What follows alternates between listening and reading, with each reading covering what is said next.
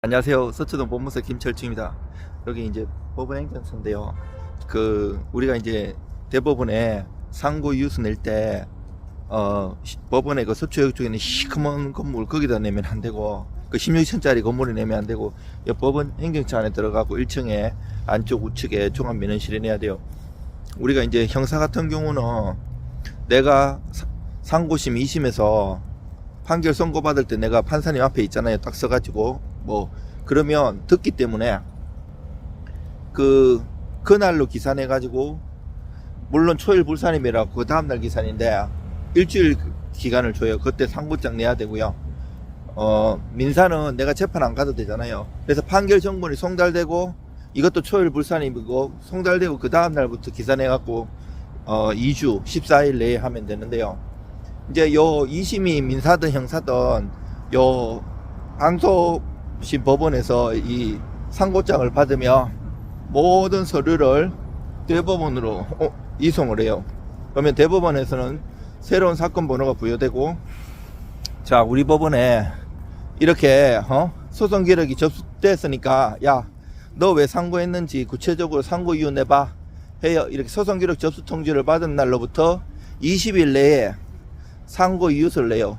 민사든 형사든 마찬가지인데 이것도 초일 불산입이라 갖고 내가 송달되고 그 다음부터 해요. 근데 형사 같은데 이제 그 어려운 현실이 있어갖고 민사도 마찬가지지만 송달이 안 되고 이러는 경우가 있어요. 송달하다 안 되면 공시송달로 하는데, 공시송달은 조심해야 돼요. 초일이 산입돼요. 도달한 날로부터 2주가 있으면 그 송달 간주가 되고요. 그로부터 또 20일 동안 소송 기록 접수 통지서를 내면 돼요. 이걸 정말 조심해서 내야 되고요. 그리고 만약에 형사 상고 이유서 같은 경우는 형사소송법에 보면 328조인가에 보면 4가지 사유가 있어요. 첫 번째가 헌법, 법률, 명령 이런 거에 위반이 있는 데인데, 이거를 잘 봐야 돼요. 이제 무조건 1, 2심은 사실심이지만 3심은 법률심이라 가지고 막 사실만 장황하게 쓰면 안 되고요. 이런 규정에 상고 이유가 되는 거를 정확하게 법리를 분석해 가지고 법리가 위반이 있는 거, 만약에 판례 변경이라든지 아니면 법 조문이 잘못됐다든지 한스 켈젠의 법 단계설 보면 거른투 노름, 즉 근본구범, 그리고 헌법, 법률, 명령, 규칙 이렇게 내려가는데 여기에 규정에 위반되어 있는 경우가 있을 때도 있고, 그리고 10년 이하의 징역해도 양형 사유도 되는데 그 이하는 원칙은 양형이 안 되는데 양형이 되는 경우도 있어요. 그 대법원 판례가 나와요. 그래서 이런 거를 법리 오해라든지 사실 오해 이런 거를 정치하게 들어가지고 사실만 장하게 쓰면 안 되지만 그렇다고 사실 안 쓰면 안 돼요. 이 법리하고 사실하고 잘 조합을 해가지고 이런 법리 오해가 있고, 그리고 헌법 37조 같은 경우는 비례 원칙이 있어요. 그리고 행정기본법 10조에도 새로운 규정이 되어 있고 비례 원칙이 있는데, 이건 물론 행정소송 관련이지만 형사사건에도 체계적으로 조문 같은 거 제대로 잘 쓰면 되고요. 양형사유 판단 같은 경우 원래 이제 사기죄 같은 경우에는 처벌받으면 구속돼서 실행을 받든 집행유예를 나오든 3심에서 잘 안 뒤비시는데, 만약에 다 갚아가지고 처벌 불원 의사를 피해자가 내면 재량권 일탈 남용으로 해가지고 구속된 사람은 집행유예 나오는 경우도 있고 여러 가지가 상황이 있거든요. 하면 법리나 이 여러 가지 상황 따라 정치하게 들어가가지고 이것을 써줘야 돼요. 잘 써야지. 거기 재판연구관님인데 되게 똑똑한 사람들이죠. 대법원에 할 정도면 재판연구관님 보시고 어느 정도 물론 민사는 심리 불속행이 많지만 형사는 심리 불속행은 없지만 제대로 잘 써야지 대법관님 보시거든요. 대법관이 이렇게 보시고, 이제 원래 원본 하나는 기록에 편찬하는 거고 나머지 부심이나 재판장 이런 분들이 보시는 거거든요. 검사한테도 보내주고 그래가지고 그것을 제대로 잘 버무려 가지고 내야 돼요. 물론 민사든 형사든 대법원에 바뀌는 경우는 거의 없지만 정치하게 해가지고 변화되는 것도 있어요. 예를 들어서 고의와 과실도 되게 중요한데 고의범밖에 없는데 이거는 고의가 아니고 과실로 인한 거다. 과실범이었기 때문에 무죄다. 이런 법리도 주장할 수 있어요. 도이치시 프라이로 그 타트베시단테라고 이거는 구속요건 해당성인데 이게 객관적 구속요건과 주관적 구속요건이 있어요.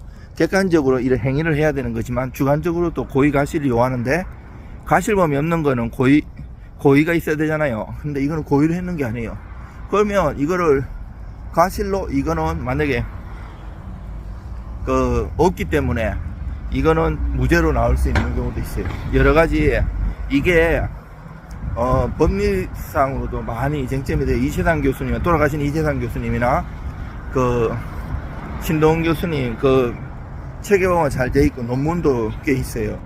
우리가 아는 공부했을 때 뭐 인식 없는 과실, 뭐 인식 있는 과실 이런 차원을 가기 전에 고의 과실 이 부분에 그리고 고의나 과실은 고의는 인과관계나 결과 발생 이것도 요해요. 이것까지 인식해야 돼요. 목적이라든지 목적부 같은 목적 이거 없으면 고의를 결합한다고 이세상 교수님이나 신동훈 교수님 생각하시고 실무에도 마찬가지예요. 지금 아직까지는 많이 안 바뀐 부분도 있는데 실무가 많이 변화돼야 되고요.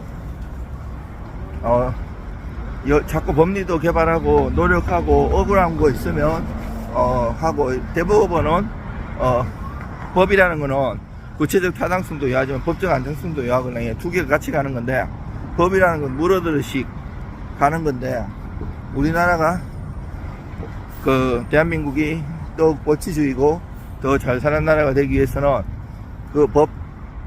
정말 한 사람의 억울한 사람도 없게 만들어야 돼요. 정말 유전무죄, 무전유죄라는 얘기 많이 있는데 정말 돈이 없더라도 억울함을 토로해가지고 잘 설파해가지고 정말 한 사람이 억울한 일이 없어야 돼요. 억울하면 본인 인생도 그렇지만 가족 인생까지 다 망가지는 경우도 많거든요. 불쌍한 사람도 되게 많아요. 저도 어려워져 봤고 지금도 어렵고 그래서 손님 정말 간절한 마음으로 내 사건이라 생각하고 정말 연구하고 논문 보고 공부 그렇게 했습니다. 저는 뭐 지금도 손이 너무 아파 비용도 많이 안 받고 정말 열심히 써가지고 논문 수준으로 써가지고 냅니다. 여러분들 힘내시고요. 건강하세요. 이 세상에 사는 자체가 많이 어렵고 힘든 상황인 거는 맞아요. 그렇지만 잘 버티면 좋은 시절도 오고 좋은 시절 안 온다 할지라도 이 땅에 사는 거는 잠깐 왔다가는 안개와 같은 세상이거든요. 100년도 안 되는 인생이에요. 영원히 사는 세상이 있어요. 저는 천국의 소망을 두고 천국 갈 때까지만 버티자 이런 생각으로 살고 있어요. 아이고 이제 진짜 봄이 많이 완연한 것 같습니다. 날씨가 많이 따뜻하네요. 아직 저는 겨울옷 입었는데 이거 이제 벗어야겠네요. 정말 한겨울 많이 힘들었어요. 여러분들 힘내시고 건강하십시오. 이상 서초동 법무사 김철중입니다.